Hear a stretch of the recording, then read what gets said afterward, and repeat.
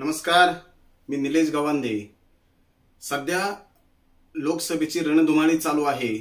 शिर्डी लोकसभेमध्ये सुद्धा ही रणधुमाळी सुरू आहे आणि याच पार्श्वभूमीवरती आपल्याशी काहीसा संवाद साधावा असं वाटलं, म्हणूनच आज आपल्याशी संवाद साधतोय। लोकसभेचं मतदान करताना, मतदान करायला जाताना, मतदान केंद्रामध्ये जाताना काही गोष्टींचं आपण भान ठेवलं पाहिजे, काही गोष्टी ह्या आपण लक्षात ठेवल्या पाहिजेत।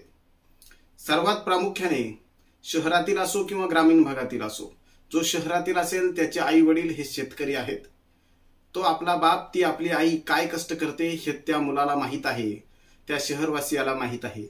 तसंच ग्रामीण भागातील जो माणूस आहे तो हा संपूर्ण शेतकरी वर्ग आहे किंवा शेतकरी वर्गावरती अवलंबून असणारा, व्यवसाय करणारा माणूस आहे। तर ह्या शेतकरी वर्गाची काय परिस्थिती आहे, तर त्याने मतदान करताना काय विचार केला पाहिजे की बाबा माझ्या कांद्याला बाजार आहेत का, माझ्या कांद्याचा उत्पादन खर्च आज निघतोय का, माझ्या कांद्याची निर्यात बंदी का होते, वारंवार कांद्याला अडवलं का जातं, ह्या गोष्टीचा विचार मतदान करताना आपण केला पाहिजे। दुसरी महत्वाची गोष्ट, माझ्या दुधाला भाव मिळतोय का हो। मी काल परवा गोकुळचं दूध घेतलं, 36 रुपये अर्धा लिटरने म्हशीचं दूध मी घेतलं। माझ्या शेतकऱ्याला भाव मिळतोय का हो। गोकुळ संघ भाव देतोय, बाकीचे संघ काय करतायत। बाकीच्या संघांची जी परिस्थिती आहे ती अतिशय भयानक आहे। यांचा फ्लश सीझन अद्याप संपलेला नाही। एवढं दूध येतंय कुठून, त्यावरती कार्यवाही का झालेली नाही आजपर्यंत, याचा विचार मतदान करताना आपल्याला करावा लागेल।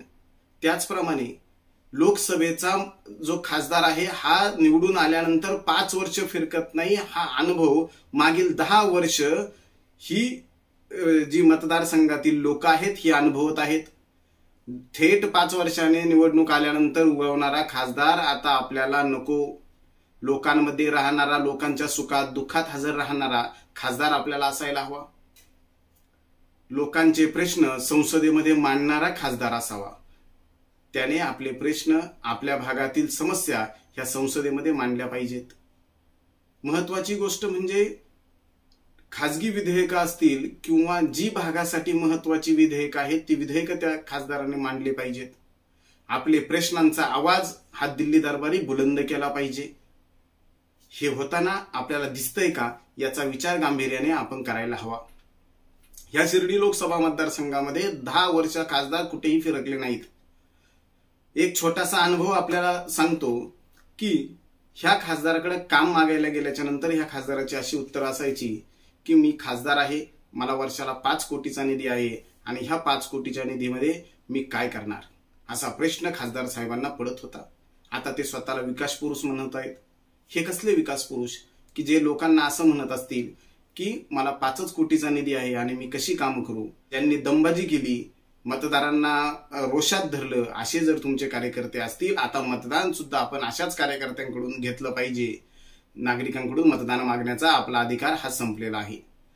कारण नागरिकांपर्यंत आपण 5 वर्षात पोहोचलात नाहीत, मग आता तुम्ही मतदान काय पद्धतीने मागणार आहात।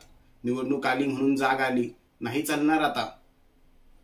आता लोकांना हे मान्य नाही। लोकांमध्ये जाऊन लोकांमध्ये मिसळणारा खासदार म्हणून ज्यांची ख्याती होती ते भाऊसाहेब वागचौरे हे पुन्हा खासदार होतील अशी शिर्डीवासियांची इच्छा आहे आणि ती इच्छा ही 100% यावेळी पूर्ण होणार आहे।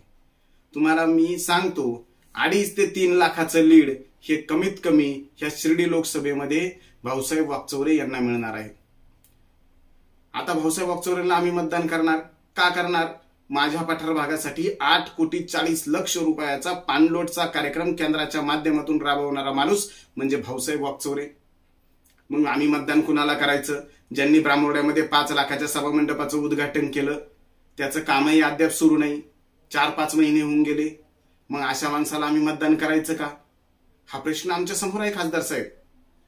म्हणून आता आमचं ठरलंय, आमदार फक्त भाऊसाहेब वागचौरेच। धन्यवाद।